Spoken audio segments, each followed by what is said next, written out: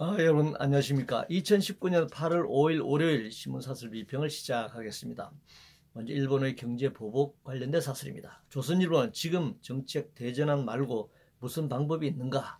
라는 제목의 사설에서 예산 2,732억 원 포함 추경의 75% 9월 말까지 집행, 부품, 소재 장비, 산업 육성에 매년 1조 원 이상 투입, 주 52시간 적용 예외를 대폭 확대하고 법인세 인하나 파업 시 대책으로 허용된 조치를 적극 검토할 필요가 있다, 이렇게 주장합니다. 동아일보는 일본의 경제보복에 맞서 기업 경쟁력에 국가적 역량 쏟아야 한다라는 제목의 사설에서 각종 규제와 제도 개혁을 요구하고 있습니다. 한국경제신문은 일본 경제보복 극복 방안, 기업들 목소리를 제대로 들어야 한다. 별경제신문은 부품 소재 일본 넘으려면 규제부터 확 풀어야 한다. 문화일보는 경제 맞보복 내세워 기업을 더 사지로 내몰아서는 안 된다, 로 주장하고 있습니다. 일본의 경제보복에 맞서기 위해서는 기업의 목소리를 들어야 하는데 그 핵심이 규제 개혁이라는 것입니다. 똑같은 주장을 반복하고 있습니다. 기술 혁신이나 경영 혁신에 대해서는 한마디도 없습니다. 정치권이 일본의 경제보복을 자신들의 권력 유지와 재창출의 혈안이 되어 있듯이 자본 역시 자신들의 기득권을 지키면서 규제 완화를 통해 노동에 대한 초과 착취를 통한 이윤 극대화를 통해 살아남으려는 요구를 하고 있는 것입니다. 정부는 예산을 쏟아붓고 규제를 완화해주면 기업은 손도 안 대고 코 푸는 격으로 자신들의 요구를 관철해 나갑니다. 재벌체 제치를 통해 경영 혁신과 노동자들의 노동 조건과 삶의 질을 개선하는 것이 우선되어야 할 것입니다. 군사외교 관련해서 동아일보는 국제 여론 지지와 한미동맹 강화가 일도발 무력화의 관건이다. 한국경제신문은 무기력, 무능 드러낸 한국 외교 전면 쇄신 시급하다 라는 제목의 사설에서 다급한 상황 몰리자 미국의 중재 달라 매달렸지만 립서비스에 일희일비하다 빈손이다. 기댈 곳 없다 확인, 한국 믿을 수 있는 나라인가 질문에 어떤 답을 할 건가, 이렇게 묻고 있습니다. 중앙일보는 더 냉철한 경제 외교 전략이 있어야 전화 위복 가능하다라는 제목의 사설에서 단호하되 냉정한 대응이 그 길의 길이다. 싸움 뒤를 생각하는 것이 정부 책무다.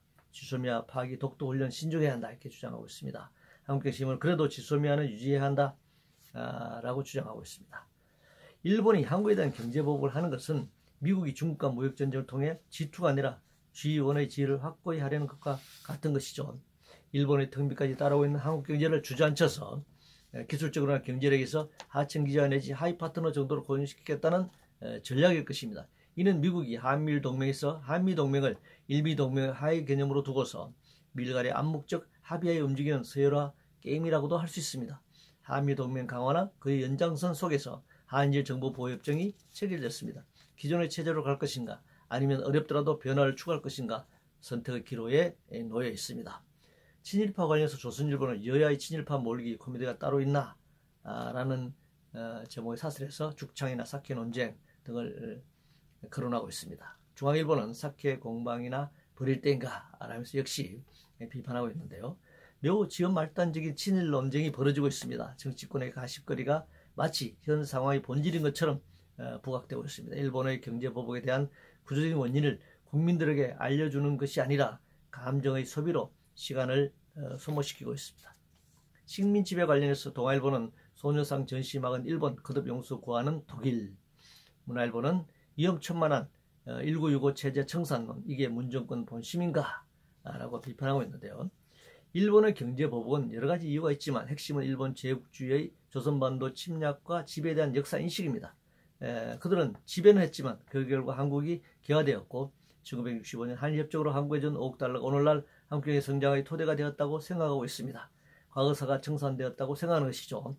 이번 강제징용에 따른 대법원 판결 결과를 용인한다면 향후 북한과의 수교 과정이나 중국, 동아시아 식민지배 국가에서 엄청난 요구에 직면할 것이라고 우려하고 있는 것입니다. 나아가 헌법 구조 개혁을 통한 군국주의의 길로 나아가는데 걸림돌이 될 것으로 생각하고 있는 것입니다. 일본 극우 세력들은 사과 반성이 아니라 반역사적이며 퇴행적인 공격으로 이 국면을 돌파하려 하고 있습니다. 그들은 파멸의 길을 선택했습니다. 미사일 관련해서 조선일보는 미 중거리 핵 전력 한일 배치 또 하나의 안보 변수다라는 제목의 사설에서 미국의 중거리 핵 전력 조약 탈퇴 직후 미 국방장관이 신형 중거리 미사일을 아시아 동맹국에 배치를 원한다, 이렇게 말했습니다. 4대 배치에 이어 동아시아 지역에서의 긴장이 고조될 것입니다. 한국의 경우 일본 경제 보복에 이어 중국의 추가 경제 보복에 직면할 것입니다. 한반도를 중심으로 미사일 등 전략 무기가 집중되면서 전쟁 분위기가 고조될 것입니다. 그것은 지향입니다.